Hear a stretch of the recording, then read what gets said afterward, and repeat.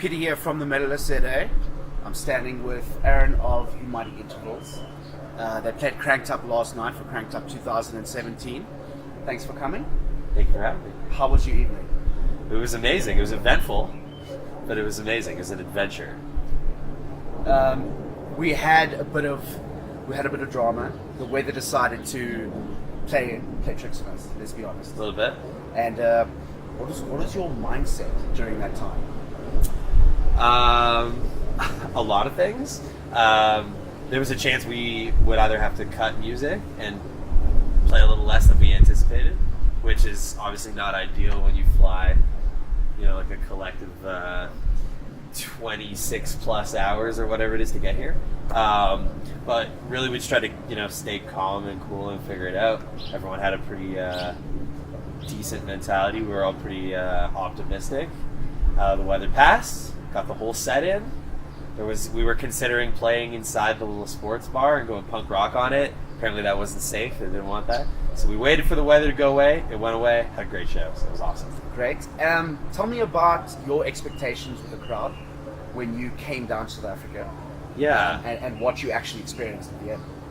Everybody I know who's played here, Protesting Hero, Unearth, Norma Jean, Periphery, they've all said that it's one of the most fun places to play. I had really high expectations. Every international show I've ever done is always seemed to have a way higher morale and vibe than shows back in North America. I feel like everybody outside of North America appreciates live music in a way that's really special when an international band comes to play, so you can feel that with the crowd. But I just based on everybody I've met this week, like your team and the production team and Duncan and everybody, everybody that we just met around Joburg has been so nice. So I expected a really good vibe, and it was incredible. Great. You went touring a lot, touristy stuff. Yeah. Monkey Resorts, Blind, Rhinos. Uh-huh. So it was like a little holiday for you guys. Yes. A little relaxation. Yes. Which was your best experience out of it all? I think the monkeys were pretty cool. Okay. I had fun walking around with the tour guide. He was fun to listen to. Wise man. The Wise Man. Yeah. That was I was looking for it. Yeah, Wise Man. And it was super sick. The monkeys were exciting. The Lion and Rhino Park was really cool too. Being in the van and driving the path there and seeing everything that we saw. We saw probably 3 or 4 different kinds of buck. And, we saw lions sleeping on their back in that grassy area, which was incredible. Never seen white lions before. That was super cool. Took an awesome picture with it. Took a selfie with the cheetah. Who does that? That's amazing. So it was really cool. I think that was probably my favorite part. And the giraffe was bananas. Feeding a giraffe is we have them in zoos back where we're from, but you don't get to interact with the animals the same way. Super amazing. That was probably the most fun for me, I think. So you told me that you're going touring Europe next. Yep.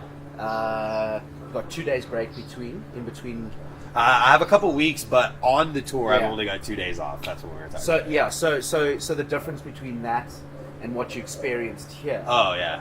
I mean, it's completely different. Yeah. So, is this the sort of thing that you would recommend for other bands? I mean, is this something nice where you get a bit of a holiday and you get to play, and it's a foreign country? Yeah, I think it's great if you have the opportunity and you're an act that can do it. I think it's really cool. It's definitely a different pace. Yeah. We arrived at the beginning of the week and the priority was all of this touristy, chilled, relaxed adventure stuff, and then the festival, which is really different. Usually it's you bust ass to get your stuff together. And then it's a string of dates. Maybe you'll have 5 or 6 shows consecutive at the beginning of a tour. You get it dialed in, take a day off. It sort of settles in, and then you just kind of Groundhog Day every week until the tour is finished. That's kind of what we're used to. It's more of a marathon, which I think from a playing perspective and from a show perspective, actual production benefits from the sort of rinse and repeat type of vibe that you get from that. I think that that's super important to a polished live show. Not that we didn't have a great show last night. It's just a different headspace. You have some time off. It's really chilled. We had sound check the day before, which was nice. So that allows you to just like set foot on the stage and get your head in the game a little, and that was cool. But the show turned out great regardless. Cool. Playing in different countries in highly competitive industries, States, Europe, you guys go up against a lot of bands. There's a lot of fans out there, but there's a lot of bands to follow. So there'll be different shows on different nights. Yep. How much effort and work do you put into to get to where you are? It's competitive, but there's so many people. Like if we were talking about America or North America in general, Canada, United States, there are so many people that I think that it's not as competitive as it may seem. If you're a band that sounds just like another band and you're both touring at the same time, you may have some conflict. It can happen. With what I do, I find that I have a very dedicated niche following. It doesn't seem to have that much crossover with other stuff. There have been times, like I'll give you an example. We just did Toronto on a cross Canada co-headline tour with Northlane, and that night Iron Maiden was in town, and the next night Metallica was playing, and we were like, we were just curious to see if there was crossover on that. Yeah. And it definitely affected ticket sales a little bit. There's also other things like summer in Canada, nobody wants to be downtown. Or to be out in the sun. Cottage, everyone's gone for the weekend, nobody's buying advance tickets because they just want to hang out. So I think that like based on sort of like what you're getting at, there's like a couple things to take in mind. Territory, timing, and strategy, which is just like figuring out who's going to be on the road at the same time. And tours can intermingle and weave and stuff. What we've often done is if we have a package that's similar to another that's on the road at the same time, we'll smash them together and meet up in a city and do a show. Yeah. Tandem bill. I mean, if you have an artist that's already selling out venues and another one, you just get, it's a done deal. Yeah. It's a guarantee. But it's rare, so it just depends. It's all about just being strategic, touring at the right time of year. I find in North America, winter's a really great time to tour. Everyone's home with their family, depending on when you do it.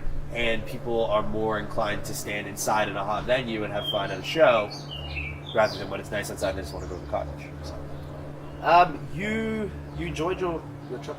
Incredible. Is it a destination you want to come back to? Yeah, absolutely. If you guys will have me, I'll definitely come back. It's a place I never thought I'd ever see in my whole life. I told numerous people when we accepted the offer, like I told, like my parents have been like my biggest fans forever. I'm the only child. They're always been in my corner. I told my dad I'm playing in Africa. Like, that is ridiculous. Like, how? It's just still blowing my mind that we're at the tail end of our trip here and I'm still kind of frazzled by it all, so.